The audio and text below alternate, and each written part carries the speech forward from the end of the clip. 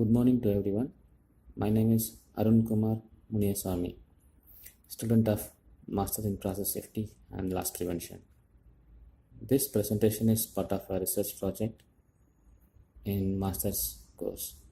This project is carried out under the supervision of Professor Dr. Tinia Idati. This presentation will take 20 minutes in duration. Intent of this presentation is to provide the progress update of the research project. Research title is Quantitative Risk Analysis of Propylene Storage Failure in Refinery. Introduction.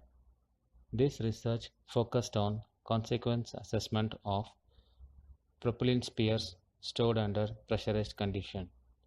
The present study is focused on estimating the potential danger from jet fire, flash fire, flammable dispersion effects, and vapor cloud explosions. This study is performed using PHAST software 6.7 version. Properties of propylene. Propylene is a gas under room temperature and atmospheric pressure. It is a colorless gas having a faint petroleum-like odor. Its flash point is minus 108 degrees Celsius. Its boiling point is minus 47.6 degrees Celsius. Its molar mass is 42.08 gram per mole, which is heavier than air. Propylene is a byproduct of oil refining and natural gas processing. During oil refining, ethylene, propylene, and other compounds are produced as a result of cracking larger hydrocarbons. Process description. Propylene produced from refinery RFCC and from steam cracking unit will be stored in the SCC tank farm storage units, and it will be transferred to polypropylene unit for further products. In addition to the SCC tank farm, propylene storage spheres has been located in the additional olefin storages. These propylene spheres will serve to store the additional excess propylene stored from the refinery and SCC. Excess warm propylene product will be received from SCC tank farm at 45 degrees Celsius and cooled down to 40 degrees Celsius via warm propylene cooler before stored into the propylene storage vessels. In the event of any upsets of upstream steam cracking unit or RFCC units, the same interconnecting piping network can also be used to transfer propylene from the propylene storage unit back to propylene grid, which feeds propylene to its consumers. During normal operation, propylene is stored at 40 degrees Celsius and the operating pressure is 15.5 bar G, which is equivalent to vapor pressure of propylene at its operating temperature. A pressure control system is installed on common vessel outlet as means of pressure balancing of the spheres. In the event of pressure increase in individual propylene spheres for any reasons, such as warm propylene receipt into spheres, then the vapor will flow to other spheres as vapor outlet is a common line. Pressure control valve on the common spheres vapor outlet will be open to send excess gas to flare only if the common pressure of the spheres exceeds the pressure set point. Propylene storage conditions. Propylene is stored in a pressure of 15.5 bar G and operating temperature of 40 degrees Celsius. Problem statement of this research topic. In the event of propylene loss of containment, which leads to fire and explosion, resulting in fatality, asset loss, and environmental impact. Major impacts could be high pressure jet fire flame which can reach to several meters, producing thermal impacts to surrounding facilities. Potential vapor cloud explosion can damage the nearby receiving building having people or safety critical equipments. So, this paper will make efforts to better understand consequences raised during fire and explosion events from the propylene storage failures in a systematic manner. This study will minimize efforts at a conceptual stage design and use as a benchmark for facility siting while developing new or existing facility. Objective of the research topic: to estimate the consequences and the impact of fire and explosion events during propylene storage loss of containment, and to recommend an improved risk and impact management for the propylene storage related to fire and explosion. Literature review summary: for the propylene storage in spheres, the most credible accident scenario is a confined vapor cloud explosion followed by a fireball because of its high pressure buildup either in the vessel and due to its heat stratification and overfilling possibilities. Eventually, existing previous research were uncertain about the consequence results having inherent uncertainties due to variation in the ambient environmental conditions, example wind speed, direction and stability.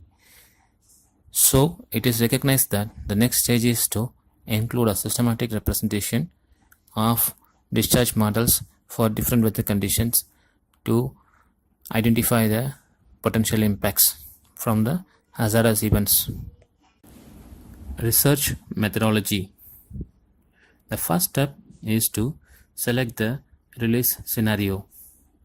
The release scenario could be a rupture or a break in the pipeline, or it could be a hole in a tank, or a fire, external fire, runaway reaction, etc. Next step is to identify the source model or source stem. In this step, we'll identify the total quantity of inventory released and the release rate and the phase of material released. Third step is to select the dispersion model and its direction. It could be downward concentration and duration, area affected. Subsequent models will be fire and explosion model. For the explosion model, there are three models are available: TNT equivalency, multi-energy explosion and Baker-Stelhoff model. The results may include the blast overpressure and radiant heat flux. First step is to identify the release scenario. An internal hazard has been performed for this facility and identified the more relevant hazard scenarios. One more relevant scenario is the release of inventory from the vessel. The potential causes is the corrosion under the insulation of the sphere.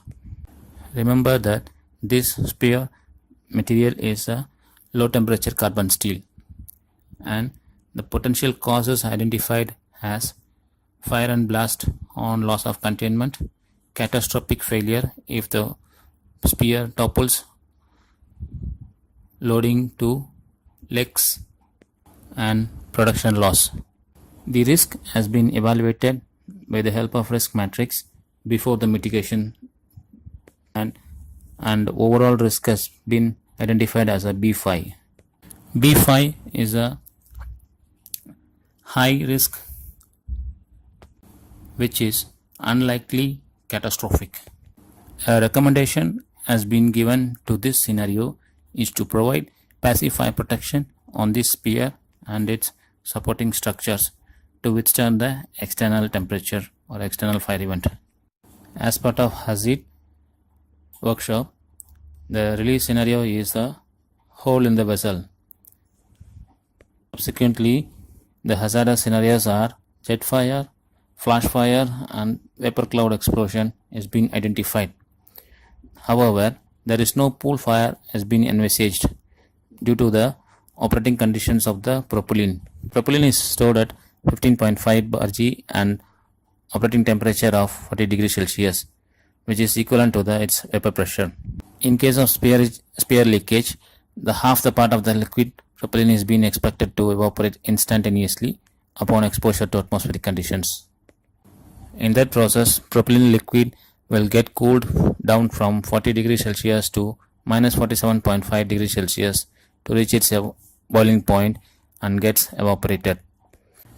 PHAST software also will define the phase of release based on the given operating conditions. In the case study, it has been identified as vapor phase release. The next step is to identify the isolatable section. For this case, the spear is having a shutdown valves at the upstream and downstream immediate. So, the inventory is being taken into account as a working capacity of the vessel, which is 2500 metric tons. Inputs given is the pressure, temperature, and inventory. The other input is the hole size. The release rate with release duration is an important consideration in the consequence analysis. In general, the higher the release rate, the higher the greater the consequence. There have been 4 release sizes, leak sizes has been considered in this study, which is 5 mm as a minor, 15 mm as a small, 50 mm as a medium, and 100 mm as a large size categories. Additional category is a catastrophic release. The other important input in the FAST is the weather conditions, such as wind speed, stability class, humidity, surface roughness, solar radiation, and atmospheric pressures. This refinery is located at the Pengerang, which is about 5 km from the South China Sea coastal, which is 16 km distance from the Changi airport. The meteorological data has been taken from the Changi station, which has been sourced from the year 1984 to 2011. There are 3 wind conditions has been taken, such as 2 meter per second, 5 meter per second, and 10 meter per second. In addition to the 3 wind speed conditions, additional 1.5 meter per second has been also considered for using in the vapor cloud explosion scenarios. These are the snaps for the input keyed in the PHAST software. The first one is about the material and inventory, operating temperature, and pressures. The second one shows the scenario definition and release size, which is leak size of. Other few snaps showing the weather input keyed in the PHAST software for the different stability class with the different wind speed conditions. The outcome of the simulations will be verified against the hazardous scenarios impact criteria. This slide shows the jet fire scenario and its respective thermal radiation and its respective effects and requirements. These impact criteria has been considered along with the solar radiation, which is included in the above threshold values. So the impact criteria can be considered for each accidental hazard type, and the effect distance will be modeled with reference to these limit values to assess the potential impairment of the targets, which could lead to layout change or additional protective measures. The impact criteria inputs have been sourced from the Petronas technical standards. The other impact criteria is the overpressure values. In case of explosion event and the outcome of the overpressures, the effects and requirements has been identified in the table. The above values are peak side-on blast overpressure associated with the pulse duration. The simulated results has been tabulated in this slide. The results for the jet fire is as follows. The results are modeled for different hole sizes and different weather conditions and directions for the different radiation levels as specified in the impact criteria. The last column is the release rate, which is the inventory has been released for the given hole sizes. From the results, it is showing that for the 100 mm leak size, the maximum, the 74 meter, has been identified with 4 kilowatts per meter square radiations. For the flammable dispersion results, catastrophic model has reached the maximum distance of 603 meter with a release rate of 25.4 kilogram per second. It has been noted that 0.52 bar has been recorded for 100 mm hole size with the category of 1.5 d wind speed has been the worst late explosion over pressure. Results for each typical scenarios has been downloaded from the PHAST and shown in this slide. This is the layout of olefin storage facility. There are 4 spheres at the northern side of the facility, and the target of interest is the 2 buildings which is located at the western side of the layout. One is substation, another one is field auxiliary room. The first sphere and the buildings are approximately 125 meter for the substation and 138 meter for the field auxiliary room. The effects from the simulation results will be verified against these 2 buildings. Way forward, the obtained preliminary results will be verified and fine-tuned. The results will be correlated with the target of interest, example building. With the outcome of the results, the conclusion part will be drafted and the recommendations for avoiding such loss of containment will be verified, and in case of fire protection, the suitable fire protection measures will be recommended. A report will be submitted. Gantt chart has been updated. HAZID has been performed internally to identify the top events. By July 2017, established failure case and data gathering has been performed and completed. Collected inputs has been keyed into the PHAST and simulation has been run for all the expected hazardous cases, and results has been shown as before slides. However, the results will be further verified and correlated against the target of interest buildings such as substations, field auxiliary rooms, internal roads, nearby process facility, and public roads. A bow tie diagram will be presented as part of the research paper for the risk reduction, and it is expected to complete by October 2017. Thesis presentation is an ongoing activity expected to complete by October 2017, and thesis draft submission is expected to submit by November 2017. Final submission will be on December 2017. Thank you and terima kasih.